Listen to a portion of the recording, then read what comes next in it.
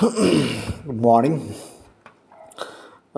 In this video, I would like to introduce some concepts like money wage and real wage, classical dichotomy, neutrality of money, money illusion, and Pigu effect or wealth effect. ഇപ്പോൾ ഓരോ കൺസെപ്റ്റുകൾ എന്താണെന്ന് ഒന്ന് introduce ചെയ്യാം. ഇത് പലപ്പോഴും ഡെഫിനേഷനൊക്കെ ആയിട്ട് പലപ്പോഴും ചോദിക്കാറുണ്ട് ഈ കൺസെപ്റ്റുകളൊക്കെ. ഓക്കെ, ആദ്യം നമുക്ക് money wage and real wage എന്താണെന്ന് നോക്കാം. മണി വേജും റിയൽ വേജും തമ്മിൽ ഇത്രയേ ഉള്ളൂ ഡിഫറൻസ്. മണി വേജ് എന്ന് പറയുമ്പോൾ wage paid in times of money, പണമായിട്ട് എത്രയാണ്. ഇപ്പോൾ നമ്മൾ ഒരു 500 രൂപ ഡെയിലി വേജിന് നമ്മൾ വർക്ക് ചെയ്യുന്നു. അപ്പോൾ നമ്മുടെ മണി വേജ് എന്ന് പറയുന്നത് 500 രൂപയാണ്. That means in terms of money എത്രയാണ് നമുക്കത് കിട്ടുന്നത്. That is money, nominal wage അല്ലെങ്കിൽ മണി വേജ് എന്നൊക്കെ നമ്മൾ പറയും. ഇത് രണ്ട് തരത്തിലുണ്ട് money wage. Money wage paid in sum per day or per week is known as time wage. If money wage is paid according to the unit of work done, it is called as piece wage. ചില കേസുകളിലൊക്കെ ഇപ്പോൾ നമ്മൾ ഒരു ഉദാഹരണം പറഞ്ഞു കഴിഞ്ഞാൽ, നമ്മളൊരു ഒരു ഒരു നമ്മളൊരു ഒരു ഒരു ഒരാളെ എംപ്ലോയ് ചെയ്യുന്നു. അയാൾക്ക് ഡെയിലി അല്ലെങ്കിൽ വീക്കിലിയാണ് നമ്മൾ റെമ്യൂണറേഷൻ കൊടുക്കുന്നത്. ഡെയിലി അല്ലെങ്കിൽ 1000 റുപ്പീസ് വെച്ച് കൊടുക്കുന്നു. അപ്പോൾ അതിനെ നമ്മൾ ടൈം വേജ് എന്നാണ്. ഇപ്പോൾ രാവിലെ ഒരു 9 to 5 അല്ലെങ്കിൽ 9 to 5:30 അങ്ങനെ ആ ഒരു വർക്കിംഗ് അവേഴ്സ് നിശ്ചിത സമയം വർക്ക് ചെയ്യുമ്പോൾ നമ്മൾ കൊടുക്കുന്ന പ്രൈസ്, അല്ലെ അത് വീക്കിലി ആവാം. അപ്പോൾ അത് ടൈം വേജ് ആവും. ഇനി പീസ് വേജ് എന്ന് പറയുമ്പോൾ for the quantity of work done. ഇപ്പോൾ നമ്മളൊരു ഒരു ഒരു എന്താ പറയുക, ഒരു മോട്ടർ മെക്കാനിക്കിനെ ഒരു മോട്ടർ മെക്കാനിക്ക് ചെയ്യാനായിട്ട് നമ്മൾ വിളിക്കുന്നു. അത് നന്നാക്കി കഴിയുമ്പോൾ നമ്മൾ അയാൾക്കൊരു തുക കൊടുക്കുന്നു, എമൗണ്ട് കൊടുക്കുന്നു. അപ്പോൾ അയാൾ അതെന്താണ്, ഒരു പീസ് വേജ്, ഒരു പീസ് ഓഫ് വർക്ക് ചെയ്ത് കഴിയുമ്പോൾ കൊടുക്കുന്ന remuneration, that is piece wage. Then real wage shows the real purchasing power of the wage that we receive. It's amount of goods and services that a given money wage will buy, or it shows the real purchasing power. ഇപ്പോൾ നമുക്ക് ഇപ്പോൾ നമുക്കൊരു 1000 രൂപ നമുക്ക് wage കിട്ടുന്നു. That is nominal wage അല്ലെ മണി wage. ആ 1000 രൂപയ്ക്ക് എത്ര ക്വാണ്ടിറ്റി കമ്മോഡിറ്റീസ് നമുക്ക് വാങ്ങാൻ പറ്റും, അതാണ് റിയൽ വേജ് കാണിക്കുന്നത്. ഇപ്പോൾ ഒരു 2 years ബിഫോർ, നമുക്കൊരു 2 അല്ലെങ്കിൽ 3 ഒരു 5 വർഷം മുമ്പ് ഈ 1000 രൂപയ്ക്ക് വാങ്ങിക്കൊണ്ടിരുന്ന അത് കമ്മോഡിറ്റിയുടെ പകുതി മാത്രമേ ചിലപ്പോൾ നമുക്ക് ഇപ്പോൾ വാങ്ങാൻ പറ്റൂ, അല്ലെങ്കിൽ അതിൻ്റെ ഒരു 2/3 മാത്രമേ ചിലപ്പോൾ നമുക്ക് ഇപ്പോൾ വാങ്ങാൻ പറ്റുള്ളൂ. ഇപ്പോൾ ഉദാഹരണം പെട്രോൾ അല്ലെ ഡീസൽ, നമ്മളൊരു 5 വർഷം മുമ്പ് ഇതിൻ്റെ ഒരു വിലയെന്ന്, ഡീസലിൻ്റെയൊക്കെ വിലയെന്ന് പറയുന്നത് ഒരു 55-60, ചില ഒരു 50-60-65 രൂപയായിരുന്നു. പക്ഷെ ഇപ്പോൾ എന്താണ്, നമ്മൾ ആ പറയുന്ന 1000 രൂപ വേണ്ടി നമുക്ക് എത്ര ലിറ്റർ ഡീസൽ വാങ്ങാൻ പറ്റും? നമുക്ക് കൂടിപ്പോയി കഴിഞ്ഞാൽ ഒരു 10-10.5 ലിറ്റർ ഡീസൽ വാങ്ങാൻ പറ്റുമായിരിക്കും. പക്ഷെ നമുക്കതിന് ഒരു 5 വർഷം മുമ്പ് എത്രയാണ്, നമുക്ക് ആ പണം ഉപയോഗിച്ചുകൊണ്ട് നമുക്കൊരു എന്താ പറയുക, ഒരു ഈ പറഞ്ഞ പോലെ 15 ലിറ്റർ അല്ലെങ്കിൽ അതിനടുത്തുള്ള ഡീസൽ ഇന്ധനം നമുക്ക് വാങ്ങാൻ പറ്റും. So that is real wage, real purchasing പവറാണ് ഇതിൻ്റെ അകത്ത് കാണിക്കുന്നത്. If price increases more rapidly than increase in money wage, normally real wage will fall and vice versa. Okay, price ലെവലാണ് മെയിനായിട്ടുള്ളൊരു ഫാക്ടർ റിയൽ വേജ് ഡിറ്റർമൈൻ ചെയ്യുന്നത്. Price level നമ്മുടെ വേജിനെ കഴിഞ്ഞ് കൂടിയ നിരക്കിൽ ഇൻക്രീസ് ചെയ്ത് നമ്മുടെ പർച്ചേസിങ് പവർ കുറയും, റിയൽ വേജ് ഡിക്രീസ് ചെയ്യും. അതിൻ്റെ നേരെ തിരിച്ചും സംഭവിക്കാം. ഇനി മറ്റൊരു കൺസെപ്റ്റ് എന്ന് പറയുന്നത് ക്ലാസിക്കൽ ഡൈക്കോട്ടമി. ഇത് പലപ്പോഴും ഡെഫിനിഷനൊക്കെ ആയിട്ട് ചോദിക്കുന്നത്. ക്ലാസിക്കൽ ഡൈക്കോട്ടമി എന്ന് പറഞ്ഞാൽ വളരെ സിമ്പിളായിട്ടുള്ളൊരു കൺസെപ്റ്റാണ്. And the classical dichotomy refers to the idea that the real variables like output, employment are independent of the money variable or nominal variables. എന്ന് വെച്ച് കഴിഞ്ഞാൽ നമ്മുടെ ഈ നോമിനൽ റിയൽ കൺസെപ്റ്റുകൾ കുറച്ചുകൂടി നിങ്ങൾ മനസ്സിലാക്കും. പിന്നീടുള്ള ഹയർ സ്റ്റഡീസ് കുറേ കണ്ടിന്യൂസ് ആയിട്ടുള്ള റീഡിങ് ഒക്കെ വരുമ്പോൾ കുറേയും കൂടി നിങ്ങൾ മനസ്സിലാക്കും. ഓക്കെ, അപ്പോൾ ഇത്രയേ ഉള്ളൂ. നമ്മുടെ മണി വേരിയബിൾസ് ഉണ്ട്, റിയൽ വേരിയബിൾസ്. റിയൽ വേരിയബിൾസ് എന്ന് പറഞ്ഞാൽ എംപ്ലോയ്മെൻ്റ് ഒരു റിയൽ വേരിയബിളാണ്. അതേപോലെ ഔട്ട്പുട്ട് ഒരു റിയൽ വേരിയബിളാണ്. പക്ഷേ നമ്മുടെ വേജ്, പ്രൈസ് ലെവലൊക്കെ നോമിനൽ വേരിയബിൾസാണ്. അപ്പോൾ ഈ റിയൽ വേരിയബിൾസിനെ എത്രമാത്രം റിയൽ വേരിയബിൾസ് നമ്മൾ ഈ നോമിനൽ വേരിയബിൾസ് ഒരിക്കലും റിയൽ വേരിയബിൾസിനെ അഫക്റ്റ് ചെയ്യില്ല. അതാണ് ക്ലാസിക്കൽ ഡൈക്കോട്ടമിയിൽ പറയുന്നത്. Real variables are independent of the nominal variables. അപ്പോൾ റിയൽ വേരിയബിൾസും നോമിനൽ വേരിയബിൾസും രണ്ടും സെപ്പറേറ്റ് ആയിട്ടാണ് നമ്മൾ കൺസിഡർ ചെയ്യുന്നത്. ഇപ്പോൾ ക്ലാസിക്കൽസ് പറഞ്ഞാൽ പ്രൈസിൽ എത്ര മാറ്റമുണ്ടായാലും അത് ഔട്ട്പുട്ടിനെ എംപ്ലോയ്മെൻറ്റിനെ ബാധിക്കില്ല എന്നുള്ളതാണ് അവരുടെ ഒരു കൺസെപ്റ്റ്. അപ്പോൾ അതിൻ്റെ അകത്ത് ഈ വേജ് ഫ്ലെക്സിബിലിറ്റി അങ്ങനെയുള്ള കുറേ കൺസെപ്റ്റുകളൊക്കെ നമ്മൾ നേരത്തെ പറഞ്ഞതാണ്. അപ്പം therefore real and nominal variables can be analysed separately. ഇപ്പോൾ രണ്ടും സെപ്പറേറ്റ് ആയിട്ട് നമുക്ക് അനലൈസ് ചെയ്യാൻ പറ്റും. Because both these concepts are independent, not interdependent. അപ്പോൾ അതുകൊണ്ട് ഈ രണ്ടും സെപ്പറേറ്റ് ആയിട്ട് നമുക്ക് അനലൈസ് ചെയ്യാനായിട്ട് പറ്റും. അപ്പോൾ അതുകൊണ്ട് അവർ പറയുന്നത്, according to classical dichotomy, a change in monetary variables do not affect the real variables like output, employment, rate of interest etcetera. ഈ മോണിറ്ററി അല്ലെങ്കിൽ നോമിനൽ വേരിയബിൾസ് റിയൽ വേരിയബിൾസിനെ അഫക്റ്റ് ചെയ്യില്ല. അതുകൊണ്ട് that can be analysed separately. അതാണ് classical ഡൈക്കോട്ടമിയിൽ നമ്മൾ പറയുന്നത്. അപ്പം there is a kind of money neutrality is there. അത് നമ്മൾ അടുത്ത് പഠിക്കുന്നത്. എന്താണ് മണി ന്യൂട്രാലിറ്റി എന്ന് പറയുന്നത്? Money supply can affect only the nominal variables, not the real variables.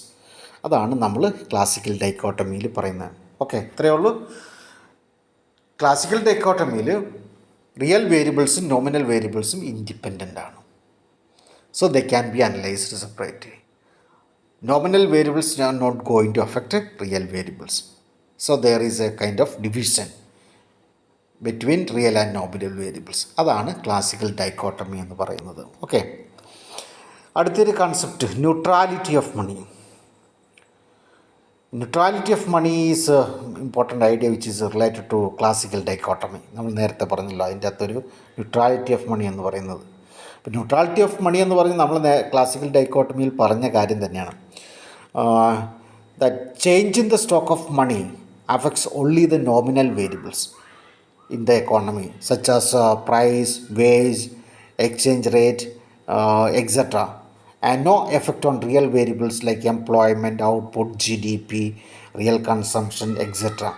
അപ്പോൾ അങ്ങനെയുള്ള റിയൽ വേരിയബിൾസിനെ ഈ മണി സപ്ലൈ അഫക്റ്റ് ചെയ്യില്ല എന്നാണ് ക്ലാസിക്കൽസ് പറയുന്നത്. എന്ന് വെച്ചാൽ they are neutral. Money supply സംബന്ധിച്ച് it is not going to affect the real variables. They can affect only the nominal variables.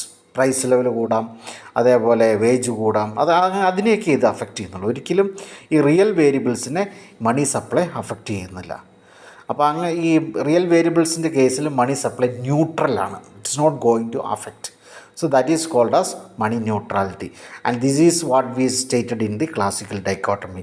Since it is money is neutral, it can separate analysis of real and nominal variables are possible. Okay, അപ്പോൾ ഇതാണ് നമ്മൾ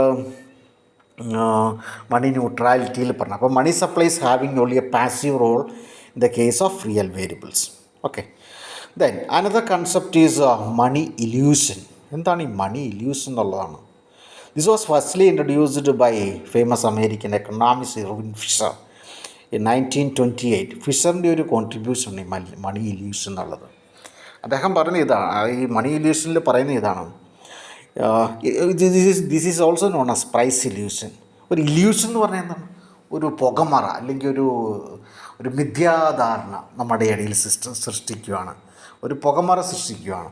അതിൽ ഇതാണ് ചെയ്യുന്നത്. In economic theory people usually tend to view their income and wealth in nominal terms as opposed to real terms. Another way to think about the money illusion concept is to assume that individuals do not take into account the effect of inflation on their money. So they wrongly believe that their accumulated wealth is worth the same as in the previous year. In this case, people do not consider the real purchasing power of money in hand. Rather, they consider only as a face value. ഇതാണ് മണി illusion എന്ന് പറയുന്നത്. മനസ്സിലായില്ല? അപ്പോൾ അതിൽ ഇത്രയേ ഉള്ളൂ. നമ്മളിപ്പം ഒരു തൊഴിലാളി ഒരു 500 രൂപയ്ക്ക് വർക്ക് ചെയ്യും. ഓക്കെ, 500 രൂപയ്ക്ക് വർക്ക് ചെയ്യുമ്പോൾ അയാൾ വാങ്ങുന്ന അരിയുടെ വില ഒരു 30 rupees. അയാൾ വാങ്ങുന്ന വെജിറ്റബിൾസിൻ്റെ എല്ലാം കൂടെ കൂടി ഒരു 100 rupees.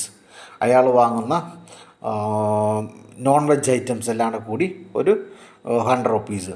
അപ്പോൾ ഒരു 240 rupees അയാളുടെ അത്യാവശ്യം ഡെയിലി വീട്ടിലെ കാര്യങ്ങൾ എക്സ്പെൻസ് എല്ലാം അയാൾക്ക് മീറ്റ് ചെയ്യാൻ പറ്റും. ഓക്കെ, ഇനി അങ്ങനെയുള്ളൊരു സാഹചര്യത്തിൽ ഒരു തുടർച്ചയായിട്ട് അയാൾക്ക് 500 രൂപ തന്നെയാണ് അയാൾക്ക് ഈ പറയുന്ന വേജായിട്ട് കിട്ടിക്കൊണ്ടിരിക്കുന്നത്. ഒരു 2-3 വർഷത്തിന് ശേഷം അയാളുടെ വേജ് 500 നിന്നുള്ളത് 600 രൂപയായിട്ട് കൂടി. Okay, hill be happy because അയാളുടെ വേജ് കൂടുകയുണ്ടായി. അയാളെ സംബന്ധിച്ച് 500 കിട്ടിയ സ്ഥാനത്ത് ഇപ്പോൾ 600 കിട്ടാനായിട്ട് തുടങ്ങി. അപ്പം വേണ്ട ഒരു വർഷം കഴിഞ്ഞപ്പോൾ നമുക്ക് വയ്ക്കാം. അപ്പോൾ അയാൾ ഭയങ്കര ഹാപ്പിയാവുന്നു. പക്ഷേ അയാൾ എന്താണ്, he thinks that his real wage has increased. അല്ലെങ്കിൽ അയാളുടെ ആ മണി വേജാണ് അവിടെ കൂടി. മണി വേജ് കൂടിയപ്പോൾ അയാൾ വിചാരിക്കും അയാളുടെ ശരിക്കുള്ള വേജ് കൂടി എന്നുള്ള. പക്ഷെ അത് ചിലപ്പോൾ കൂടണമെന്നില്ല, റിയൽ വേജ് കൂടണമെന്നില്ല. കാരണം നമ്മൾ മേടിച്ചുകൊണ്ടിരുന്ന അരി 40 രൂപ 30 രൂപയുടെ സ്ഥാനത്ത് 40 അല്ലെങ്കിൽ 45 രൂപയായിട്ട് വർദ്ധിക്കുന്നു. 15 രൂപ കൂടി. ഓക്കെ, ദെൻ വെജിറ്റബിൾസിൻ്റെ പ്രൈസ് 100 നിന്ന് 150 രൂപയായിട്ട് വർദ്ധിക്കുന്നു. ഓക്കെ, ദെൻ നോൺ വെജിൻ്റെ പ്രൈസ് അയാൾ ഡെയിലി കൺസംഷന് ഏകദേശം വരുന്ന ഇപ്പം പണ്ട് 100 രൂപയ്ക്ക് മതിയായിരുന്ന സ്ഥാനത്ത് ഇയാൾ ഇപ്പം 150 രൂപ അതിനും അയാൾ സ്പെൻഡ് ചെയ്യുന്നു. നേരത്തെ അയാൾക്ക് 230 rupees ഉണ്ടെങ്കിൽ അയാളുടെ ഈ പറയുന്ന എക്സ്പെൻസ് അയാൾക്ക് മീറ്റ് ചെയ്യാൻ പറ്റി. ഇപ്പോൾ അയാൾക്ക് എത്രയാവും നമുക്ക് നോക്കാം. Vegetable price 150, non veg price 150, 300 rupees വന്നു. അതോടൊപ്പം തന്നെ റൈസിൻ്റെ വില 30-40 കൂടെ ഇപ്പം 145. അപ്പം 345 രൂപയാണ് ഇപ്പോൾ അയാളെ സംബന്ധിച്ചിടത്തോളം അയാളുടെ എക്സ്പെൻസ് എന്ന് പറയുന്നത് 345 രൂപയാണ്. അപ്പോൾ ഈ 345 രൂപ ആയിട്ട് നേരത്തെ 230 രൂപയായിട്ടിരുന്ന് അയാളുടെ എക്സ്പെൻസ് 345 രൂപ കണ്ടുകൂടി.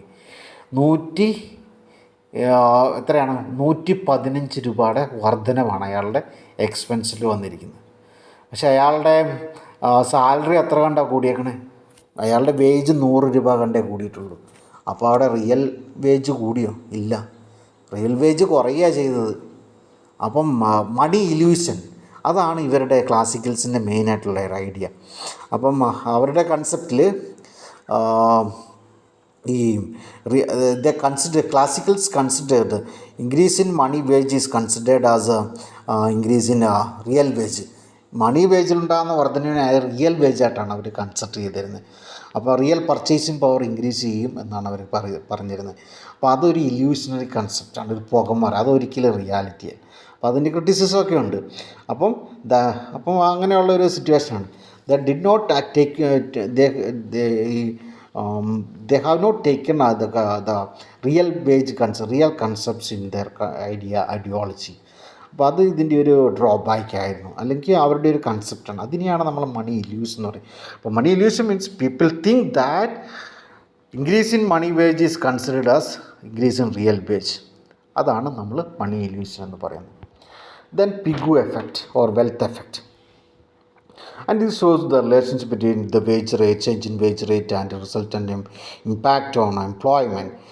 And this is the effect of change in price level on the real value of money balance, and hence consumption employment is known as Pigu effect or wealth effect. എന്താണെന്ന് നമുക്ക് നോക്കാം. According to classical or according to Pigu, it is a wage price flexibility will bring full employment in an equilibrium, full employment in the market. Then the wage rate is reduced.